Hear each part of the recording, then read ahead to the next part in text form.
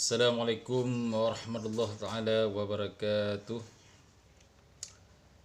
Jadi pada hari ini coba kita akan membahas ada satu poin yang sangat menggetarkan hati saya setelah membaca buku daripada Gus Dur ini. Jadi banyak kisah-kisah beliau ataupun menjadi motivasi bagi kita semua untuk mendalami apa yang telah dituliskan oleh presiden kita, Presiden Abdul Rahman Wahid, atau dengan disapa dengan Gus Dur. Semoga kita menjadi iktibar dan mengikuti apa yang dituliskan oleh beliau pada poin-poin yang sangat penting. Pada hari yang berbahagia ini kita akan jelaskan apa poin tersebut yang sangat penting yang dijelaskan oleh Gus Dur.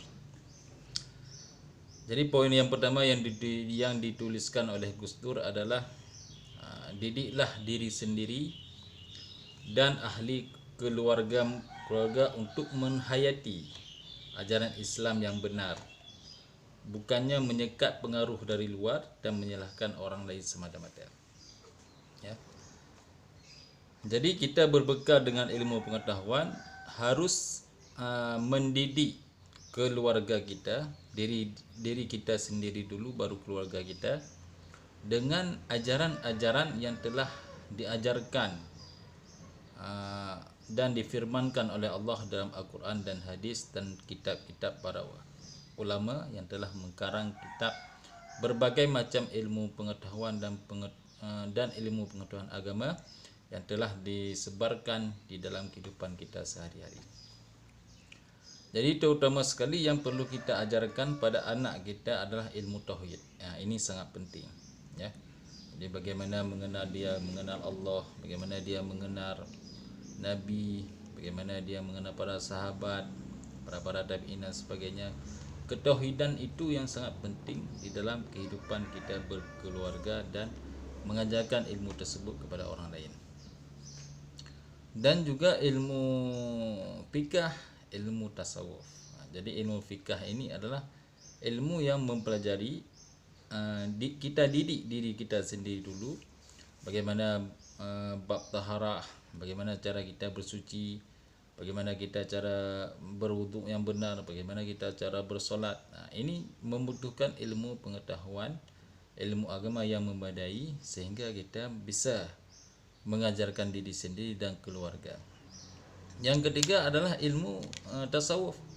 Ya, jadi ilmu tasawuf ini adalah ilmu yang mencari kesederhanaan, kezuhudan di dalam dunia ini.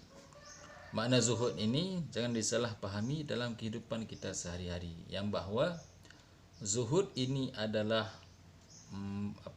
kita hidup sederhana, hidup apa yang ada dan bersyukur apa yang telah diberikan oleh Allah kepada kita.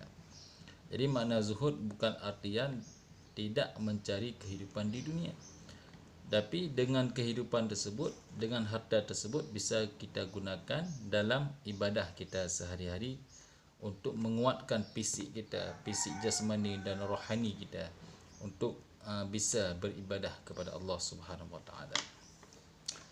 Jadi di sinilah dipesankan oleh Gus Dur yang bahwa kita harus selalu mendidik keluarga kita, anak-anak kita, isteri kita dan sebagainya, ya. Sehingga dengan keluarga yang tumbuh maksimal, dengan keluarga yang betul-betul mempunyai ilmu pengetahuan agama, ilmu pengetahuan umum, sehingga lingkungan masyarakat yang ada di sekitarnya itu mampu menjaga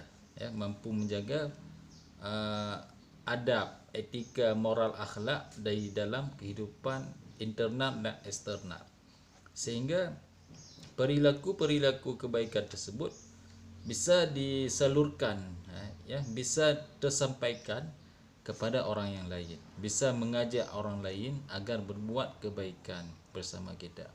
Kita saling menebarkan fastabiqul khairat, menebarkan kebaikan, sehingga kebaikan-kebaikan yang kita jalankan, yang kita impikan, yang kita rasakan, ketenangan jiwa, ketenangan batin, ya, masalah sosial di dalam kehidupan lingkungan sekitar kita ini mampu kita modifikasi, mampu kita aplikasikan dalam kehidupan sehari-hari, kita harus mempunyai ilmu dasar, ilmu yang yang telah saya jelaskan tadi, ilmu tauhid, ilmu fikih, ilmu tasawuf dan ilmu akhlak. Ini kita kasih, kita ngajarkan kepada orang lain, kita menebarkan kepada orang lain, sehingga apa-apa yang telah diajarkan ini bisa dimanfaatkan oleh orang lain, ini menjadi hal-hal yang terbaik, hal-hal yang berguna di dalam kehidupan kita sehari-hari.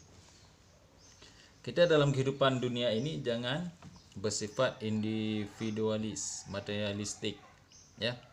Selalu mementingkan diri sendiri, tidak melihat kesengsaraan tetangga, tidak melihat kefakiran, kemiskinan pada tetangga kita. Walaupun kita belum mencukupi, ataupun orang yang sudah kaya tapi tidak membantu, kalau kita orang yang kurang mampu, bolehlah kita bantu tenaga, bantu pertolongan ada yang membutuhkan, ya. Walaupun kita enggak sanggup secara materi, tapi kita harus mampu membantu bersifat sosial.